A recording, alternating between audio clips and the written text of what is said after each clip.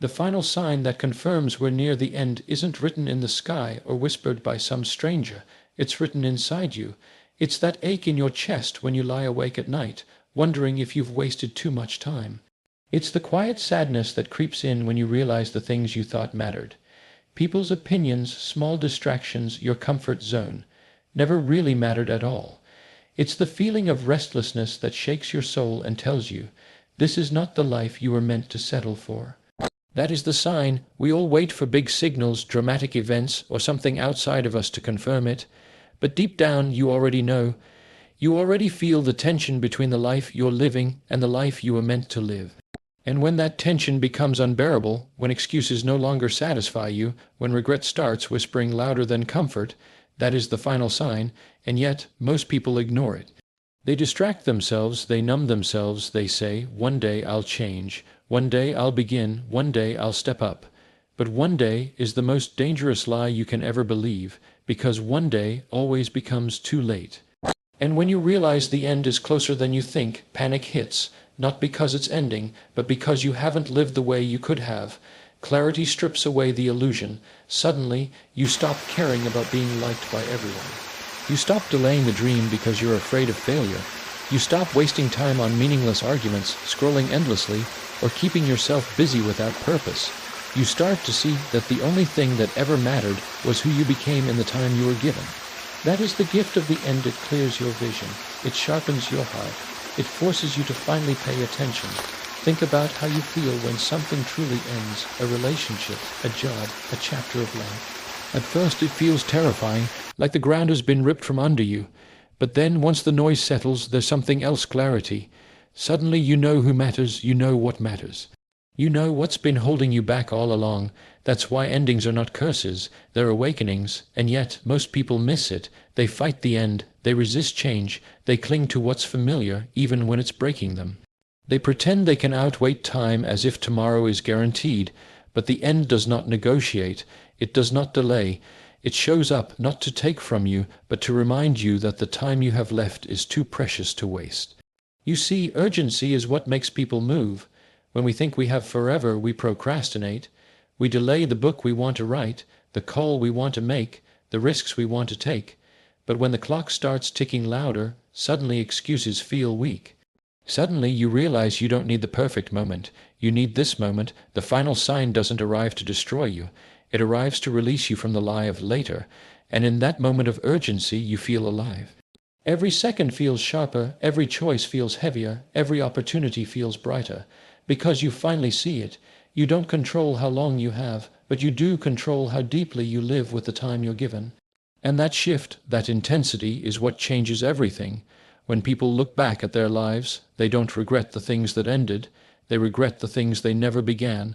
They regret the love they didn't express, the chances they didn't take, the courage they buried because they thought they had more time. That's what the end reveals, the painful difference between what you did and what you were capable of. Every ending signals a new beginning.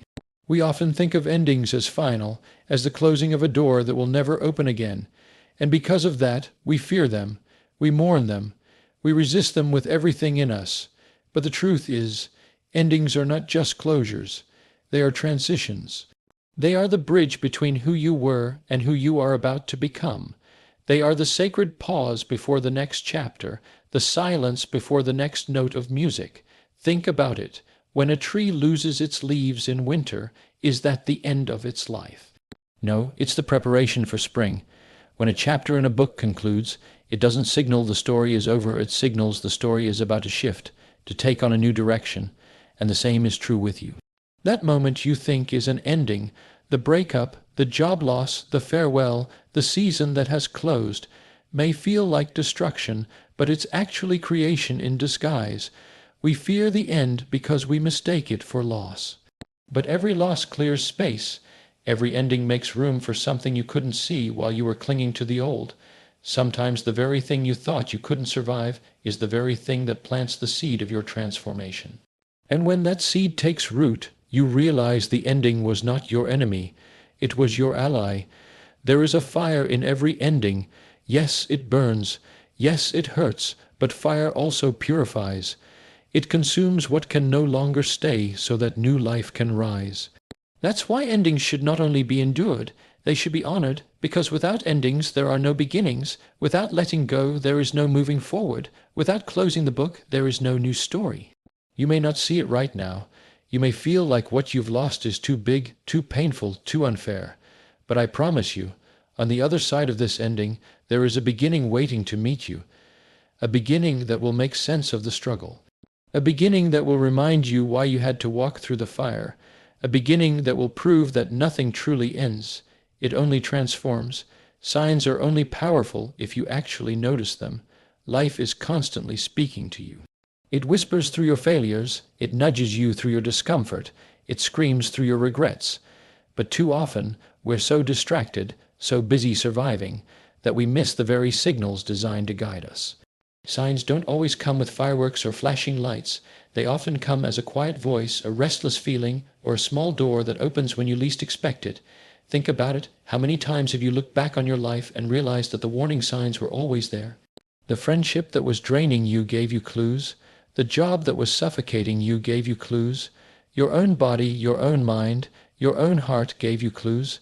But because you didn't notice, or because you chose to ignore them, you stayed too long. You waited too long.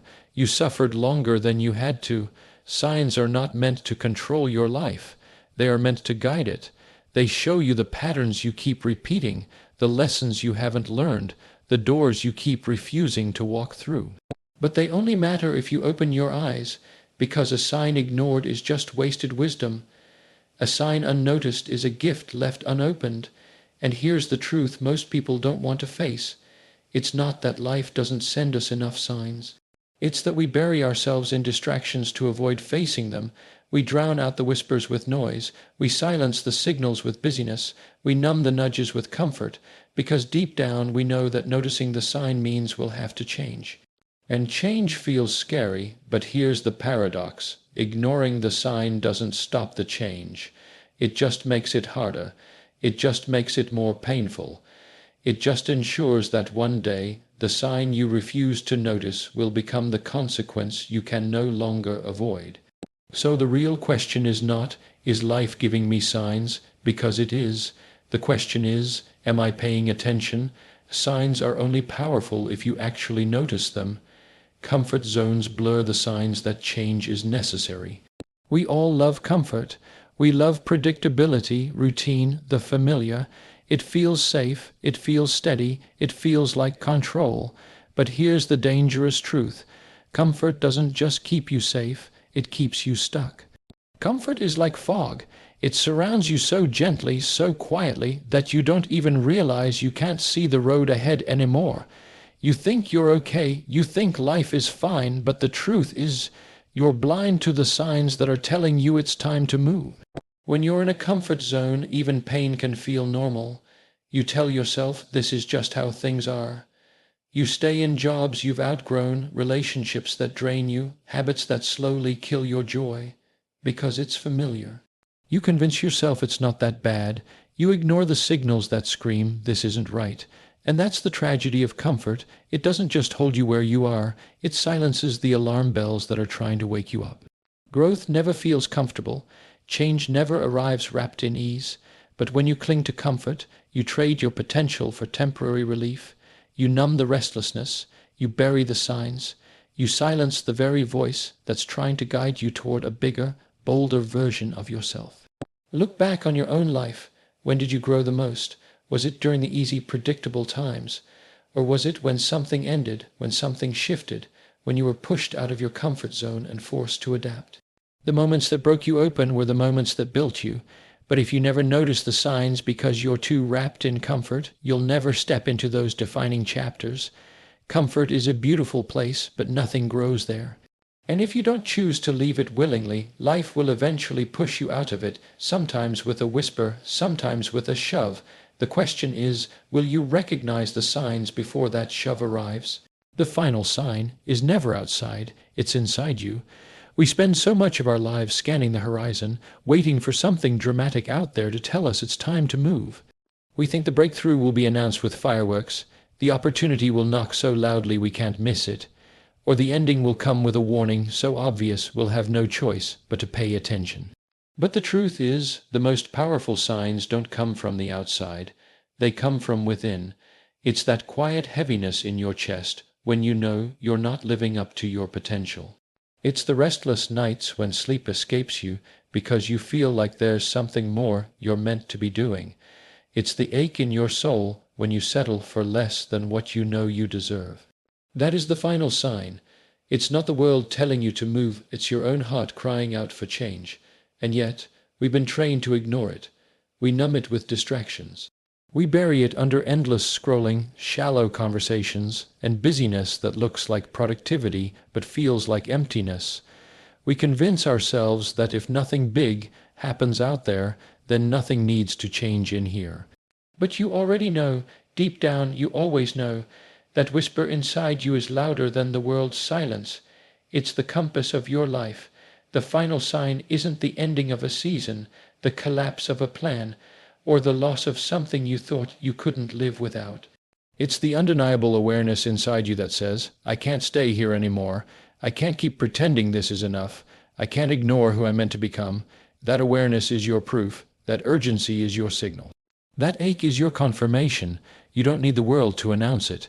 You don't need the stars to align. You don't need a dramatic wake-up call that shatters everything around you. The sign has already been given. It beats inside your chest every day. And the moment you choose to listen to it instead of silencing it, everything begins to shift. Urgency sharpens focus. Procrastination dulls destiny. There is something extraordinary that happens when you finally realize time is short. Suddenly, the things that don't matter fall away. The gossip, the distractions, the endless scrolling, the approval chasing. It all fades. Urgency has a way of clearing the fog and forcing you to see what's essential. It's like putting on a new pair of glasses. Suddenly everything is sharper, clearer, undeniable. You stop asking, what if I fail? And start asking, what if I never try? When urgency enters your life, you move differently. You speak with conviction, you act without hesitation, you love without holding back, you begin to live the way you were meant to live all along. Fully awake, fully alive, fully present. Urgency doesn't make you reckless, it makes you intentional. It forces you to decide what matters most and then align your life around it. But procrastination is the silent killer of destiny. It disguises itself as safety, as patience, as waiting for the right time. But underneath it's fear. It's self-doubt. It's the lie that tells you tomorrow will always be there. And with every tomorrow you waste, destiny slips further away. Not because the opportunity disappeared, but because you did. You delayed yourself into irrelevance. Procrastination feels harmless in the moment. You tell yourself you'll start next week, next month, next year. But what begins as harmless delay ends as heartbreaking regret. And when the end finally comes, you don't regret what you lost. You regret what you left undone, the words you never spoke, the risks you never took, the dreams you never chased. That's the real cost of procrastination. Urgency is the fire that keeps destiny alive. It's the voice inside that says, now matters, today matters, this moment matters. And if you don't capture that urgency, if you don't let it sharpen your focus, you'll drift through life half asleep, mistaking movement for progress, mistaking busyness for purpose, mistaking delay for safety, until the end arrives and you realize you've been dulling your destiny the entire time. The end teaches us to value what we ignored at the start. It's strange, isn't it? We race through life chasing things we think will matter forever. Status, possessions, recognition. And only when the end comes close do we realize how little those things mean. We spend our days in a hurry, running from one task to another, thinking we're building something that will last. But when the finish line appears, when the noise finally fades, what rises to the surface are the things we overlooked. The simple things, the people, the moments, the love. The end has a way of stripping everything down to its core. It doesn't care about your titles. It doesn't care how many followers you had or how perfect your image looked. It doesn't care about the trophies on your shelf or the numbers in your bank account. At the end, all those things dissolve. What remains are the things you ignored, the laughter you didn't cherish, the conversations you cut short, the love you didn't express, the chances you didn't take. Think about it. How often do we ignore the start because we're obsessed with the finish? We ignore the beauty of the morning because we're already stressed about the evening. We ignore the people right in front of us because we're chasing validation from people far away. We ignore the opportunities to live because we're too afraid of failing. And then at the end, all of those ignored moments come rushing back like a flood, teaching us, sometimes too late, what truly mattered. That's why the end is not cruel, it's merciful. It holds up a mirror and says, this is what you missed. This is what you overlooked. This is what you thought was small, but it was actually everything. The hug you didn't give. The dream you didn't follow. The words you didn't say. The quiet morning you traded for busyness. At the start, you thought they were ordinary. At the end, you see they were sacred. If you let it, the end can teach you how to live.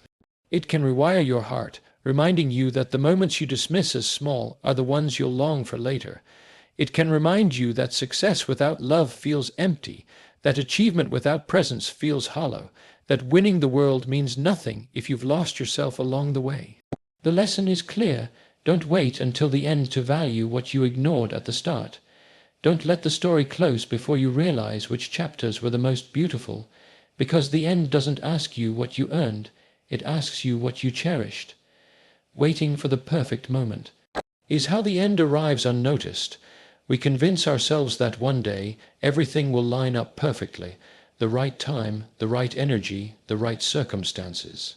We wait for courage to suddenly appear, for opportunities to magically fall into our lap, for life to give us a sign that now it's safe to move, but perfection never arrives.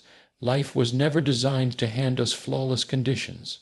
While we wait for the perfect moment, moments keep slipping by. While we're busy preparing to live, life keeps moving forward without us. And then one day, we wake up and realize the end is near, not because we ran out of dreams, but because we ran out of time to act on them. How many people die with their music still inside them, their story unwritten, their ideas buried, their love unspoken, all because they were waiting for that mythical someday. Someday I'll tell them how much they mean to me. Someday I'll chase that dream, someday I'll take that risk, but someday is a thief. Someday is the silent assassin of destiny. While you're waiting for it, the clock is ticking, and every tick is a reminder that someday is just another name for never. The truth is, the perfect moment is never coming. There will always be fear, there will always be uncertainty, there will always be risk, and if you make the mistake of waiting for everything to align before you move, you'll weight yourself into invisibility. Life rewards movement, not hesitation, momentum, not perfection, action, not endless planning. The end is not something that arrives with a dramatic countdown. It creeps in quietly. It arrives unnoticed, disguised in the small decisions where you told yourself, not today, maybe later. Each delay adds up, each hesitation steals from you, and one day you realize the thing you were waiting to start is now impossible to finish. Not because you weren't capable, but because you refused to begin. And that is the tragedy of waiting for the perfect moment. You never notice the end creeping closer because you were too busy waiting to truly live. Courage is choosing to act when the clock is ticking. Anyone can act when there's no pressure, no deadline, no fear of loss. But real courage is revealed when you know the clock is running out. When you feel the weight of time pressing against your chest and the voice of fear whispering, "It's too late, you'll fail, stay safe." That's when courage steps in, not as the absence of fear, but as the decision to move forward despite it. We often imagine courage as something loud, dramatic, heroic, but most of the time it's quiet. It's the moment you finally send the message you've been too afraid to send. It's the moment you walk away from the life that's comfortable but killing your soul. It's the moment you begin, even when your hands are shaking and your voice is trembling. Courage doesn't mean you feel ready. It means you refuse to let fear write the ending of your story. The clock is always ticking. None of us know how many chapters we have left, and yet so many of us act as if the pages are infinite. We delay, we hesitate, we wait until fear goes away. But the truth is, fear doesn't leave. You just learn to carry it. You just learn to move with it. You just learn to act faster than it can stop you. That's courage. Think about the moments in your life that defined you. Were they the times you played it safe, or the times you leapt with no guarantee of where you'd land? Courage is not about certainty. It's about urgency. It's about hearing the clock tick louder and louder, and instead of freezing, choosing to rise, choosing to speak, choosing to act, because if you wait until you feel no fear, the clock will run out. If you wait until the risk disappears, the end will arrive first. But if you act now, if you step forward in faith, even trembling, you'll discover something life-changing. Courage doesn't erase fear, it transforms it. It turns fear into fuel, urgency into focus, and endings into beginnings. Legacy isn't written at the finish. It's written in the choices you make right now. So many people think legacy is about what happens at the end. The big achievements, the awards, the recognition, the moment when everyone finally notices what you've done. But legacy isn't something you leave behind in one grand final act. It's something you're writing in every small choice you make today. Legacy is not built at the finish line. It's built in the quiet, unseen hours that no one claps for. It's built in the way you treat people when no one is watching. It's built in the promises you keep, even when no one would know if you broke them. It's built in the discipline of showing up day after day when quitting would be easier. It's built in the words you choose, the love you give, the courage you show in the little decisions that shape your days. Those moments may seem ordinary, but together they become the story of your life. Legacy is not a monument, it's a memory. It's not what people say when you win, it's what they remember when you're gone. It's not the trophies that collect dust, it's the impact that lingers long after your name is spoken. And the truth is, you're shaping that legacy right now, whether you realize it or not. Every yes and every no, every action and every delay, every risk you take and every excuse you cling to, it all becomes part of the story that will one day outlive you. That's why waiting for some distant big moment is a lie. There is no grand finale that magically defines you. What defines you is the accumulation of the choices you're making in this very moment. You don't build a legacy at the end, you reveal it. The end doesn't create it, it only shows the world what you've been building all along, and that should shake you, because it means your legacy isn't some faraway thing, it's alive right now. You're shaping it in the way you wake up, the way you speak, the way you treat the people closest to you. You're shaping it in how much courage you show when life gets heavy, and how much love you give when it would be easier to stay distant. Legacy is not about what you plan to do one day. It's about who you choose to be today. The real question is not, when will it end? But who will I be before it does? We spend so much of our lives obsessing over timing.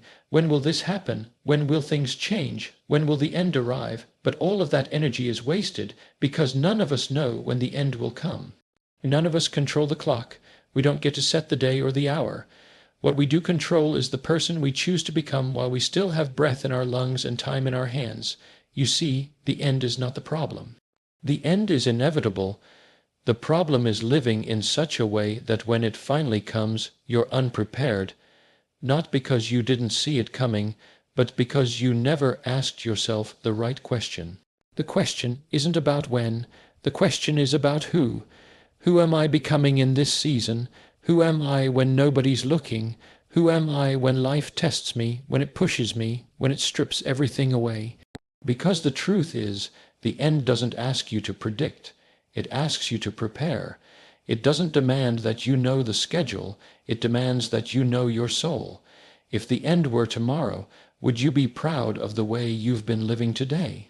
Would you be at peace with the choices you've made, the love you've given, the risks you've taken, the impact you've left behind?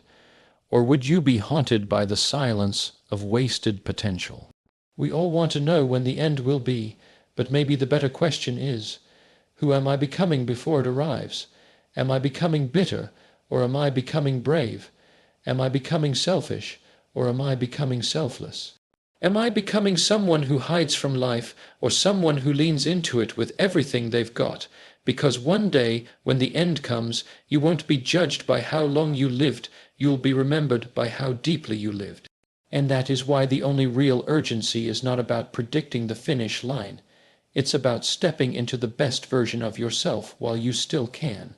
Because when the final chapter closes, the only thing that matters is not when it happened, but who you were while you had the chance to live it. The final sign is confirmation, not surprise. It shows you what you already knew deep down. We often imagine the final sign as something shocking, something that blindsides us, something that will jolt us awake with no warning. But in reality, the final sign doesn't surprise you. It confirms what your heart has been whispering all along. Deep down, you already know when a season is ending. You already know when you've outgrown a place, a job, a relationship, a version of yourself. The sign doesn't reveal anything new. It simply makes undeniable what you've been too afraid to admit. Think about it. The cracks were already showing. The restlessness was already there. The sleepless nights, the silent frustration, the quiet longing for something more. They were all signs in themselves. The final sign just pulls back the curtain and says, you can't ignore this anymore. It's not there to shock you. It's there to confirm the truth you've been carrying in your soul. And maybe that's the hardest part. Not that we didn't know, but that we did. That deep down we felt it, but we looked away. We distracted ourselves. We silenced the inner voice that was begging us to move, to act, to change. The final sign doesn't come to introduce truth. It comes to make you face it. That's why endings feel both painful and freeing. Painful because they rip away our illusions. Freeing because they finally align our lives with the truth we always carried but refused to live out. The final sign is like a mirror. It doesn't create the reflection. It just forces you to see what's already there. And when you see it, you can no longer pretend. You can no longer excuse your delay, your fear, your denial. You can no longer tell yourself someday, because the final sign doesn't let you hide anymore. It confirms with absolute clarity the choice you've been avoiding, and in that moment you realize it was never about not knowing. It was always about finally admitting what you knew deep down from the very start.